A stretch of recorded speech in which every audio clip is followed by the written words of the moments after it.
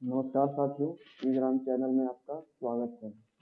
जैसा कि हम लोगों ने पिछले क्लास में करंट अफेयर का सीरीज हम लोग का लगातार जारी है, जिसमें हम लोगों ने पिछले क्लास में कुछ इंपॉर्टेंट करंट अफेयर्स के अपडेट देखा। उससे रिलेटेड जितने भी फैक्ट्स एंड फिगर्स है उसको हम लोगों ने कवर किया।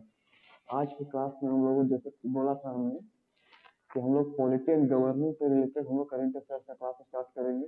जैसे पॉलिटी एंड गवर्नेंस से रिलेटेड जो भी 2023 या 24 में जो भी मोस्ट इम्पोर्टेंट न्यूज है, जो काफी चर्चा में रहे थे, उसको हम लोग कवर करेंगे। उससे रिलेटेड जो भी अगर कुछ स्टैटिक पोर्शन होगा उसको भी हम लोग साथ ही साथ कवर कर लेंगे, क्योंकि करंट अफेयर से रिलेटेड जो भी स्टैटिक पोर्शन है, जैसे कि आपका पॉलिटी के क्वेश्चन हो गए, आपका इन्वायरमेंट के क्वेश्चन हो गए, उसी से रिलेटेड स्टैटिक क्वेश्चन भी आ जाते हैं जो कि करंट अफेयर्स में आपका न्यूज में रखते हैं। तो हम लोग ऐसा ही पहला हम लोग का न्यूज है आज पॉलिटी एंड गवर्नेंस से रिलेटेड, जो हम लोग का 3 से 4 क्लास चलेगा, जो 2023 से 24 इम्पोर्टेंट है। 2023 से 24 का जो भी इम्पोर्टेंट है। तो हम लोग का आज का पहला टॉपिक है प्रेसिडेंट। एक मिनट पेन चेंज कर लेता हूँ। प्रेसिडेंट जो है हमारे द्रौपदी मुर्मू जी ने हाल ही में एक रिजेक्ट किया था मर्सी पिटीशन, मर्सी पिटीशन को रिजेक्ट किए थे रेड फोर्ट में अटैक करने वाले लश्कर तैयबा के टेररिस्ट का। ये टेररिस्ट अटैक आपका दिसंबर 2000 में हुआ था। इससे रिलेटेड जो भी मर्सी पिटीशन लगाया गया था मौत की सजा का, उससे रिलेटेड इन्होंने रिजेक्ट कर दिया मर्सी पिटीशन हमारे देश के प्रेसिडेंट द्रौपदी मुर्मू जी ने। तो ये न्यूज आपका कब का है? ये न्यूज आपका जून 2024 का है। काफी इंपॉर्टेंट न्यूज है। इससे रिलेटेड काफी उम्मीद है कि स्टैटिक पोर्शन में भी आपके पार्डनिंग पावर से रिलेटेड एग्जाम में क्वेश्चन आ सकते हैं। हम लोग पहला देखते हैं इसमें, जैसे कि आर्टिकल 72 और आर्टिकल 161, 161 एंड 72। 72 आपका किस चीज से रिलेटेड है? आपका प्रेसिडेंट से। और 161 161 आपका गवर्नर से। तो इसी रिलेटेड हम लोग देख लेते हैं पहले पार्लियामेंट। इस जो भी अगर मर्सी पिटीशन से रिलेटेड जो भी अगर अंतर है, अगर इन दोनों में देखा जाए, तो इसमें आपका मिलिट्री कोर्ट या मार्शल कोर्ट से अगर कोई सजा हुई है, तो इसमें सिर्फ और सिर्फ प्रेसिडेंट का ही अधिकार क्षेत्र रहता है, जुरिस्डिक्शन रहता है, गवर्नर का इसमें नहीं रहता है। दूसरा अगर बोला जाए डेथ सेंटेंस का, तो इसमें काफी रेयर केस में डेथ सेंटेंस में आपका कभी रेयर केस में आपका गवर्नर को भी मिल जाते हैं, लेकिन मोस्टली आपका देखा जाए तो प्रेसिडेंट का ही रहता है। आर्टिकल 72 एंड आर्टिकल 161, इससे रिलेटेड आपका 4 5 है। पार्ट 5 आपका मर्सी पिटीशन से रिलेटेड पावर है, इसको हम लोग कवर कर लेते हैं। इससे रिलेटेड हम लोग देख लेते हैं। जैसे पार्डनिंग पावर है, पार्डनिंग पावर पार्डनिंग पावर में आपका कंप्लीटली आपका एब्जॉर्ब कर दिया जाता है। कंप्लीटली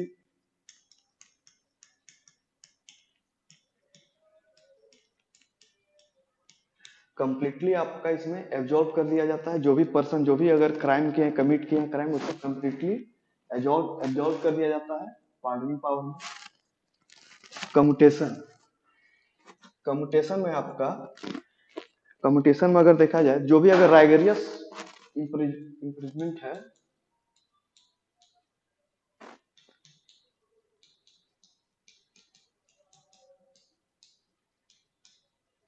काफी अगर सख्त सजा दिया गया है किसी व्यक्ति को जो भी क्राइम किया हुआ है, जैसे कि काल कोठरी में रख दिया, किसी को सिंगल सेल में दे दिया गया, स्पेशल सेल में दे दिया गया, उसे कुछ भी अगर दैनिक जीवन के जो भी क्रियाकलाप है उसको नहीं करने दिया जा रहा है, कुछ भी काम, उसको एक अलग से ही इसको आइसोलेट कर दिया गया है, उसी को सख्त सजा है।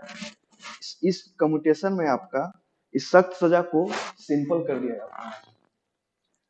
इस सख्त सजा को इसमें सिंपल कर दिया जाता है, लेकिन इसमें ड्यूरेशन जो है आपका,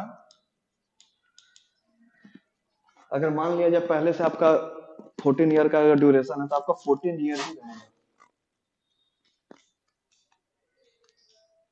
अगर मान लिया जाए, अगर लेट सी अगर देखा जाए, अगर 14 ईयर अगर इसका इम्प्रिजमेंट है, तो आपका 14 ईयर ही रहेगा। बस आपका जो सख्त सजा है उसको सिंपल इम्प्रिजनमेंट में बदल दिया जाएगा, राइगोरियस को सिंपल में बदल दिया जाएगा आपका कम्यूटेशन में।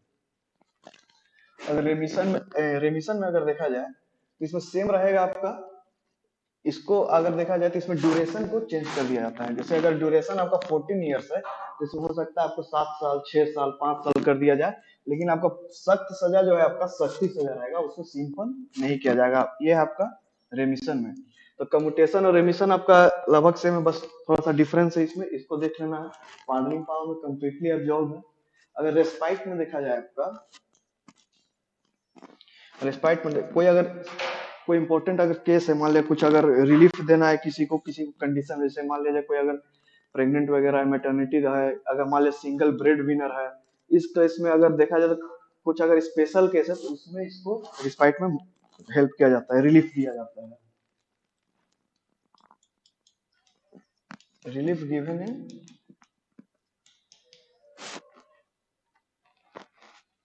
Conditional situation.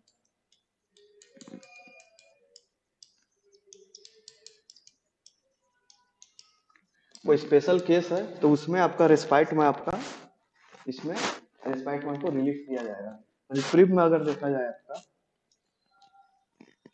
मान लिया जाए किसी कोर्ट ने किसी को सजा सुना दिया है, लेकिन अगर उसको अगला कुछ पिटीशन लगाना है, उसके लिए जो समय दिया जाता है, समय सीमा दिया जाता है, उसमें मान लीजिए कि तुरंत 4 दिन बाद ही लगाना है, तो उसमें रिप्रीव पिटीशन लगाया जाता है, इसको कुछ और समय दिया जाए कुछ भी और पिटीशन लगाने के लिए।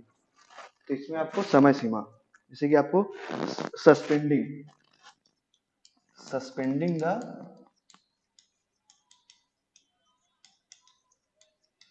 एग्जी suspending the execution for a temporary stay, for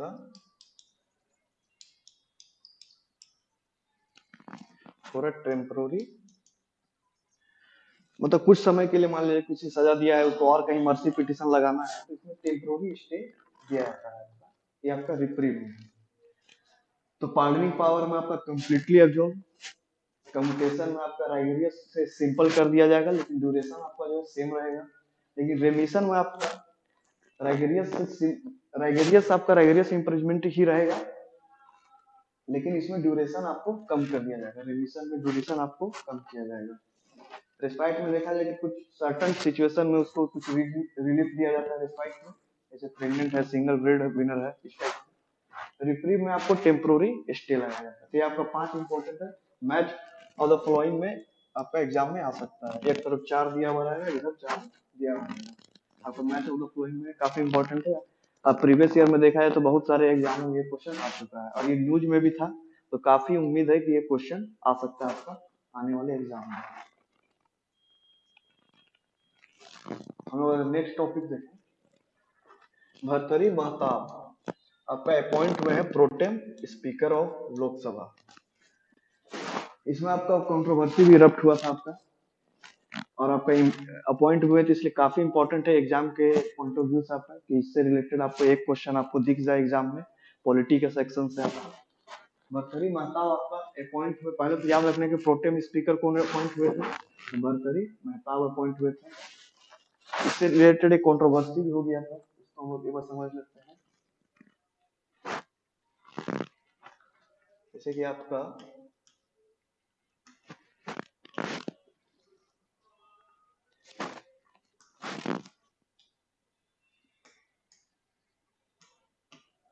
Bhartari Mahtab, आपका एक और इसी से रिलेटेड एक और एमपी थे, के सुरेश। तो कन्वेंशनली अगर देखा जाए जो भी आपका मोस्ट सीनियर एमपी रहते हैं उसको प्रोटेम स्पीकर चुना जाता है। लेकिन अभी लेटेस्ट में क्या हुआ, ये आपका इस बार वाले लोकसभा में, 2024 वाले लोकसभा में, तो आपका ये आपका 7 टाइम के एमपी थे, 7th टाइम एमपी थे आपका, जो कि आपका उड़ीसा से है, उड़ीसा से थे, ये बीजेपी के थे। आई के सुरेश जो है आपका, ये 8 टाइम एमपी थे, 8 टाइम एमपी थे। अगर कन्वेंशनली देखा जाए तो इनको चुनना था आपको प्रोटेम स्पीकर, लेकिन चुना किसको गया, तो आपका भर्तरी महताब को चुना गया, जो 7 टाइम के एमपी थे। ऐसे चुनना किनको था, तो आपका के सुरेश, तो ये कांग्रेस से पार्टी से रिलेटेड थे, इसलिए काफी न्यूज में था ये प्रोटेम स्पीकर।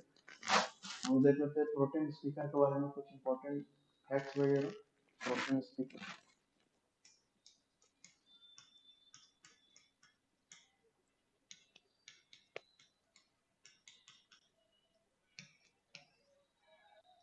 तो प्रोटेम स्पीकर का बात किया जाए तो इनको अपॉइंट कौन करता है, तो प्रेसिडेंट अपॉइंट करते हैं इनको। अगर आर्टिकल देखा जाए इनसे रिलेटेड तो आपका आर्टिकल प्रेसिडेंट अपॉइंट करते हैं आपका, अपॉइंट आपका प्रेसिडेंट करते हैं। और आर्टिकल देखा जाए इससे रिलेटेड तो 95 का 1 ये आर्टिकल है आपका। अगर और देखा जाए इसमें ओथ कौन कंफर्म करवाते हैं, तो ओथ भी आपका प्रेसिडेंट करवाते हैं। ओथ भी आपका ओथ भी आपका प्रेसिडेंट करवाते हैं। जो भी न्यू एमपी चुन कर आते हैं नए लोकसभा में, उनको ओथ और एफर्मेशन भी प्रोटेम स्पीकर दिलवाते हैं आपको। Newly conduct MP, newly MP जो भी newly elected newly elected MP का जो भी अगर ओथ एंड अफर्मेशन है, उनको कंडक्ट कौन करवाते हैं आपका, ओथ कंडक्ट, ये भी आपका प्रोटेम स्पीकर करवाते हैं। और अगर मैं बोला जाए आपका speaker and deputy speaker,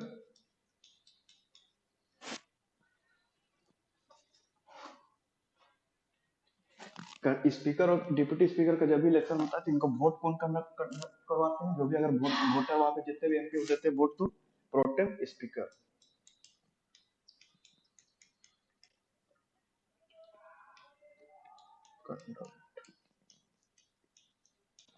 election code conduct करवाता है तो आपका pro tem pro tem speaker. Floor test, काफी न्यूज बनाता है ये वर्ड फ्लोर टेस्ट।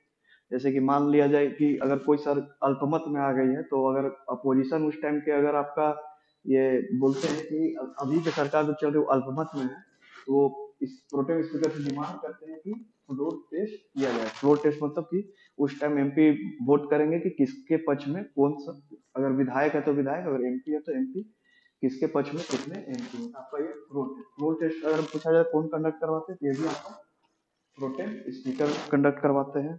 अगर और देखा जाए इसमें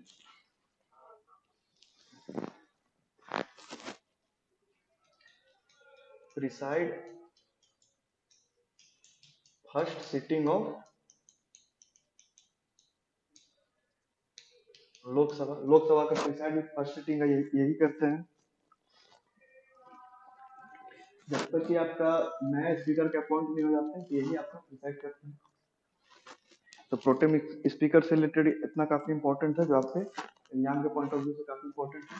जैसे आपका अपॉइंट कौन करवाता है, तो प्रेसिडेंट करते हैं अपॉइंट। आर्टिकल 95 1 ये आर्टिकल इंपॉर्टेंट है, इसको याद कर सकते हैं। Article 95 sub clause 1। ओथ कौन दिलवाते हैं, तो आपको प्रेसिडेंट। जो भी इलेक्टेड, जो भी न्यूली एमपी जो भी इलेक्ट होकर आते हैं, उनको ओथ एंड अफर्मेशन कौन दिलवाते हैं, तो ये भी आपका प्रोटेम स्पीकर दिलवाता है। आप ये न्यूज में भी काफी देखते होंगे कि एमपी जा रहे हैं ओथ ले रहे हैं, प्रोटेम स्पीकर वहां पे रहते हैं। स्पीकर और डिप्टी स्पीकर का चुनाव के समय जो भी अगर वोट देते हैं एमपी के, तो उस समय जो लोकसभा उसको प्रिसाइड कौन करते हैं, तो वो भी आपका प्रोटेम स्पीकर प्रिसाइड करते हैं उस टाइम में। फ्लोर टेस्ट कौन कंडक्ट करवाते हैं, तो ये भी आपका प्रोटेम स्पीकर। अगर बोला जाए तो ये पूरे टाइम बीइंग रहते हैं, कुछ समय के लिए ही, पूरे टाइम बीइंग कुछ समय के लिए ही रहते हैं। काफी जो भी एक्सपीरियंस रहते हैं, जो भी एजेड मतलब कि काफी साल से एमपी रहे हैं, उनको ही चुना जाता है प्रोटेम स्पीकर। तो प्रोटेम स्पीकर से रिलेटेड आपका ये इतना इंपॉर्टेंट फैक्ट है, जो एग्जाम के पॉइंट ऑफ व्यू से आपका आ सकते हैं। बने कौन थे आपका प्रोटेम स्पीकर अभी न्यूली इलेक्टेड में, आपका भर्तृहरि महताब। कंट्रोवर्सी क्यों हुआ था, तो आपका 7 टाइम एमपी थे, लेकिन ये आपका 8 टाइम एमपी को सरपास करके 7 टाइम एमपी को आपका प्रोटेम स्पीकर बनाए।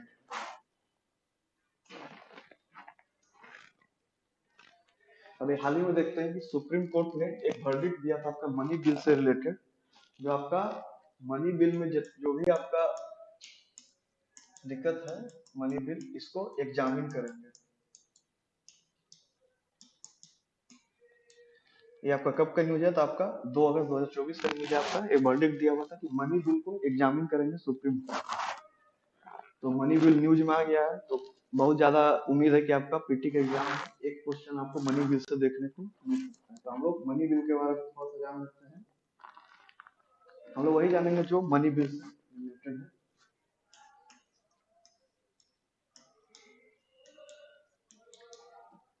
मनी बिल ये आपका कौन सा आर्टिकल में है संविधान के? तो आर्टिकल 110, आर्टिकल 110 में आपका मनी बिल है। इससे रिलेटेड अगर हम देखा जाए मनी बिल, तो ये आपका प्रेसिडेंट के, हमारे जो राष्ट्रपति उनके प्रायर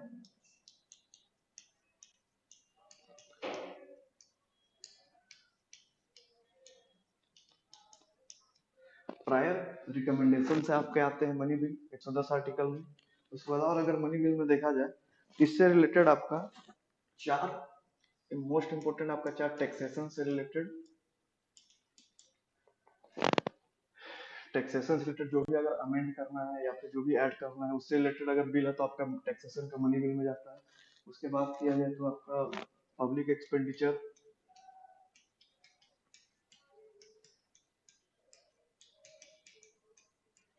और अगर बोला जाए इसमें तो आपका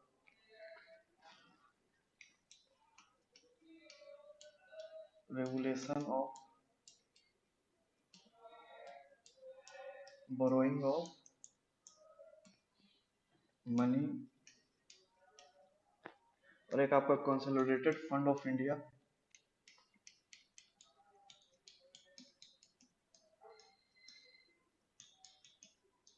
इसमें अगर कुछ अमेंड करना, पैसा निकालना है या फिर, तो इस मोस्ट इंपोर्टेंट ये चार और नहीं है, लेकिन मोस्ट इंपोर्टेंट है आपका टैक्सेशन हो गया, पब्लिक एक्सपेंडिचर हो गया, regulation of borrowing of money हो गया, आपका consolidated consolidated fund of India से अगर पैसा निकालना है वगैरह आपका मनी बिल से रिलेटेड। ये न्यूज में क्यों आ गया था? जो सुप्रीम कोर्ट ने वर्डिक्ट दिया था, तो आपको याद होगा कि भारत सरकार ने आपका एक आधार एक्ट, न्यूज में क्यों आया था ये इम्पोर्टेंट है कि आधार एक्ट आपका हो गया 2016, इसको मनी बिल के रूप से आपको पास करवाया गया था। एक आपका पीएमएलए एक्ट है, prevention of money laundry act, prevention of money laundry act, ये आपका कब का था? तो आपका 2015 का था। इस अमेंडमेंट हुआ था इसमें पीएमएलए एक्ट में। इसमें ईडी को काफी एक्सटेंसिव पावर दिया गया था कि कहीं भी वो रेड कर सकते हैं, कहीं भी सर्च वगैरह निकाल सकते हैं। पीएमएलए इसको भी कैसे पास किया गया था आपका? तो मनी बिल। अपोजिशन पार्टी वो काफी एक्टिव थी इसमें। सुप्रीम कोर्ट गया तो सुप्रीम कोर्ट का एक वर्डिक्ट आया कि मनी बिल को सुप्रीम कोर्ट अभी एग्जामिन भी करेंगे। तो आधार एक्ट हो गया, पीएमएलए एक्ट हो गया। मनी बिल में ऐसा क्या है जो आपको ऐसे पास किया गया? तो इससे रिलेटेड अगर हम देखें तो मनी बिल में आपका इसमें अगर एक्सटेंसिव पावर देखा जाए इसमें, तो आपका लोकसभा का है।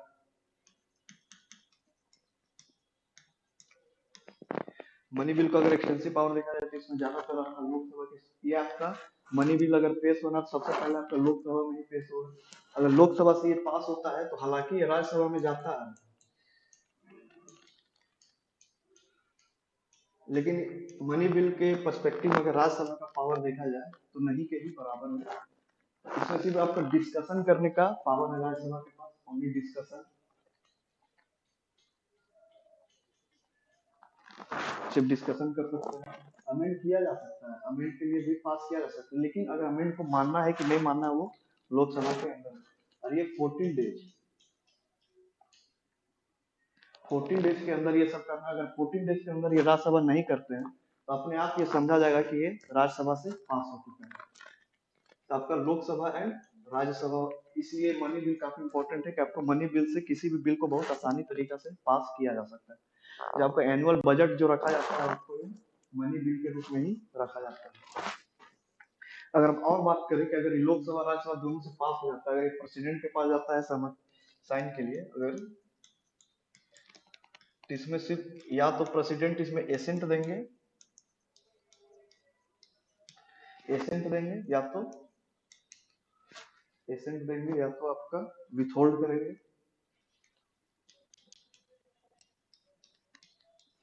लेकिन आपको ये रिकंसिडरेशन के लिए आपको दोबारा नहीं दे सकते हैं हाउस में, या तो एसेंट देना होगा या तो विथहोल्ड कर सकते हैं प्रेसिडेंट। इसमें आपको कांट सेंड बैक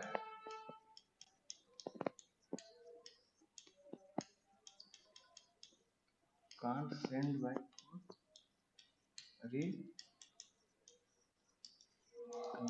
जैसे ऑर्डिनरी बिल वगैरह होता है तो आपको ये रिकंसिडरेशन के लिए प्रेसिडेंट दे सकते हैं। इस बिल के पॉइंट ऑफ व्यू से आपका रिकंसिडरेशन के लिए प्रेसिडेंट नहीं दे सकते हैं। आपका क्यों नहीं दे सकते? क्योंकि ये शुरू से ही है प्रायर रिकमेंडेशन आया आपका प्रेसिडेंट के, इसलिए can't send back for recommendation. इससे रिलेटेड आपका ये, अगर आपका मनी बिल देखा जाए अभी फिलहाल तक तो ये नॉट, ये आपका जुडिशियल रिव्यू में नहीं आता है, जुडिशियल रिव्यू में आपका नहीं आता। हालांकि ये वर्डिक्ट आए तो बाद में देखा जाएगा जो भी होगा, लेकिन अभी इम्प्लीमेंट नहीं हुआ, जुडिशियल रिव्यू में नहीं आता आपका मनी बिल। अगर और देखा जाए इसमें मनी बिल से रिलेटेड अगर और देखा जाए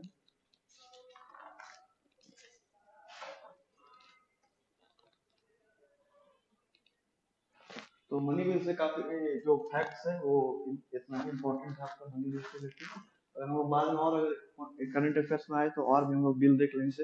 एक होता है आपका ऑर्डिनरी बिल होता है, एक आपका कॉन्स्टिट्यूशनल अमेंडमेंट बिल होता है,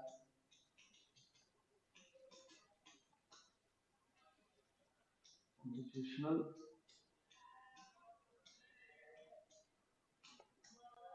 एक आपका संविधान में जो संशोधन होता है उसका बिल होता है, एक आपका फाइनेंशियल बिल भी होता है।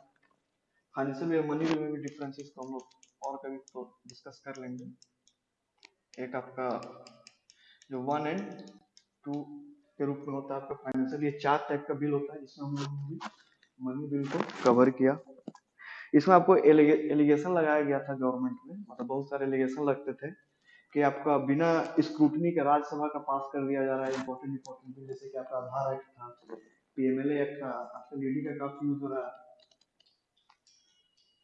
ईडी को पावर किससे मिलता है? आपको पीएमएलए एक्ट से ही पावर मिलता है आपको ईडी को। तो काफी एलिगेशन लग रहे थे सरकार पे कि वो सर स्क्रूटनी के बिना ही, राज्यसभा की स्क्रूटनी के बिना ही पास किया जा रहा है, मिसयूज हो रहा है आपको पावर को, मिसयूज हो रहा है आपका पावर ऑफ स्पीकर सर्टिफिकेशन। अच्छा एक और चीज हुई कि मनी बिल में आपको ये कौन तय करेगा कि आपका मनी, कोई बिल अगर मनी बिल है कि नहीं है तो सोल किसका पावर है आपके पास? तो स्पीकर ऑफ लोकसभा।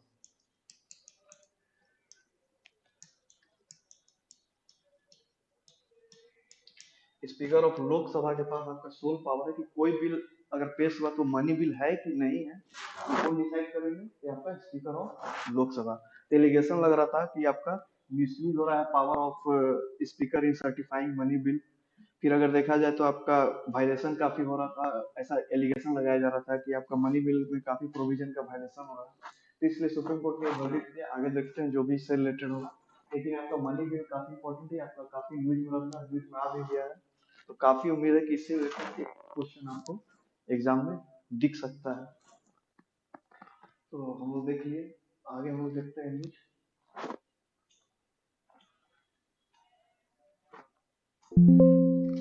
एक और न्यूज है आपका, ये जुलाई 13 2024 का आपका न्यूज है। इस सुप्रीम कोर्ट ने हाल ही में एक रिपोर्ट मांगे हैं आपका ग्राम न्यायालय से रिलेटेड, स्टेट से एंड स्टेट हाई कोर्ट से, कि अभी क्या कंडीशन है आपका ग्राम न्यायालय की, उससे रिलेटेड एक डिटेल रिपोर्ट प्रस्तुत किया जाए सुप्रीम कोर्ट के सामने ग्राम न्यायालय से रिलेटेड। हम देख लेते हैं ग्राम न्यायालय हमारा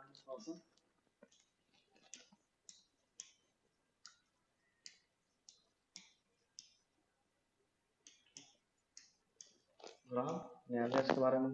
ये कब पास हुआ था आपका एक्ट? आपका पास हुआ 2008 में। अगर इनेक्ट देखा जाए कब हुआ था आपका ये? लागू कब हुआ था? 2 अक्टूबर 2009 से ये लागू हुआ था। अगर देखा जाए ग्राम न्यायालय आपका क्या है, तो ग्राम न्यायालय में आपका to provide affordable and quick justice, to provide affordable and quick.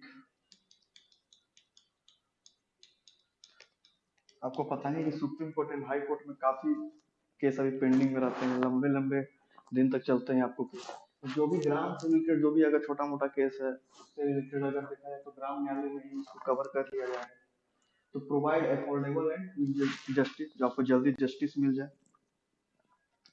अगर देखा जाए आपका तो ये आपका ग्राम न्यायालय आपका कौन से किसके रिकमेंडेशन पे आपका आया था?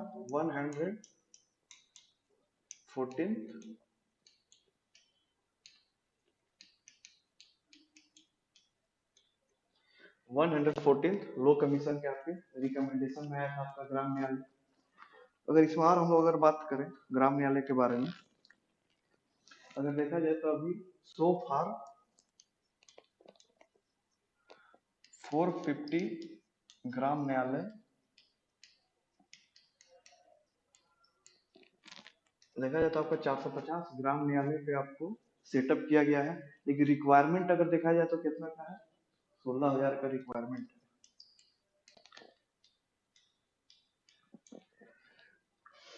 16,000 का आपका रिक्वायरमेंट है, लेकिन आपका सेटअप कितना हुआ है अभी तक तो?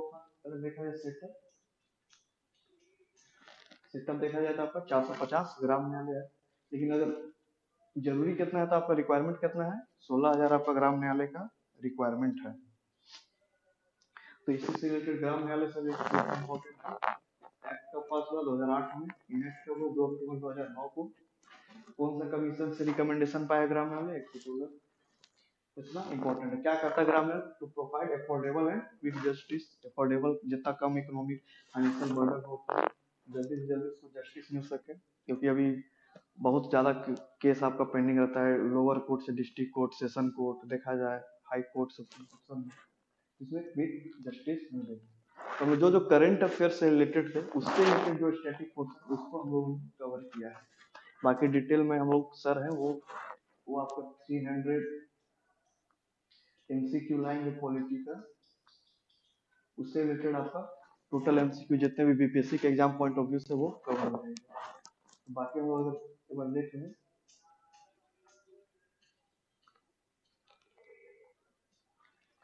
तो हाल ही में रेड फोर्ट अटैक के प्रेसिडेंट द्रौपदी मुर्मू जी ने एक पिटीशन आपको रिजेक्ट किया हुआ था। तो इससे रिलेटेड हम लोग का न्यूज था आर्टिकल 72 जो कि आपका प्रेसिडेंट है, और आर्टिकल 161 आपका गवर्नर से। इसमें आपका pardoning power completely absorb, completely उसको छोड़ दिया जाएगा। इसमें डेथ पेनल्टी भी शामिल है पार्डनिंग पावर में, आपका डेथ पेनल्टी। कम्यूटेशन में देखा जाता है आपको को भी अगर सख्त सजा है उसको सिंपल इंप्रिजनमेंट में आपको कैसे बदला जाएगा उसके बारे में है आपका, लेकिन ड्यूरेशन आपका इसमें सेम रहेगा। रेमिशन में अगर देखा जाए तो आपका राइवरियस इंप्रिजनमेंट आपका वही रहेगा, लेकिन इसमें आपका ड्यूरेशन मान लिया जाए 10 साल था, 5 साल था, तो उसको कम करके आपका 1 साल, 2 साल, 3 साल ऐसे कर दिया जाए। लेकिन सख्त सजा आपका सख्त सजा ही रहेगा। रेस्पाइट देखा जाए तो आपको कुछ सर्टन कंडीशन, या फिर अगर देखा जाए प्रेगनेंसी वगैरह हो रहा है, या फिर आपका सिंगल ब्रेड विनर है, इस टाइप से के सिचुएशन में आपको रिलीफ किया जा सकता है रेस्पाइट। रेफरी में आपको टेम्पोररी स्टे मिल सकता है, सस्पेंडिंग कोई भी अगर डिसीजन उनके फेवर में नहीं आया तो उसको आगे कैसे पिटीशन डालना उसके लिए कुछ समय सीमा मिल जाए, इसके लिए वो रिफरी पिटीशन डालते हैं। ये हो गया।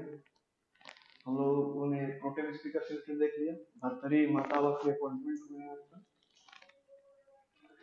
आर्टिकल 95 सब क्लोज वन अपॉइंट प्रेसिडेंट करते हैं, ओथ फॉर्म दिलवाते हैं, प्रेसिडेंट दिलवाते हैं, इलेक्टेड जो भी न्यूली एमपी इलेक्टेड है उनको ओथ फॉर्म कंडक्ट करवाते हैं, आपका pro tem speaker, speaker and deputy speaker का इलेक्शन कौन कंडक्ट करवाते हैं आपका, मतलब वोटिंग जो होगा वहां पे लोकसभा में कौन करवाएंगे? प्रोटेम स्पीकर करवाएंगे। रोल टेस्ट आपका कौन करवाएंगे? Pro tem speaker. अरे कुछ समय के लिए रहता है फॉर टाइम बिंग आपका प्रिसाइड करते हैं first sitting of Lok Sabha. Money bill, money bill हम लोगों ने देखा। मनी बिल में आपका taxation, public expenditure, regulation of borrowing of money, consolidated fund of India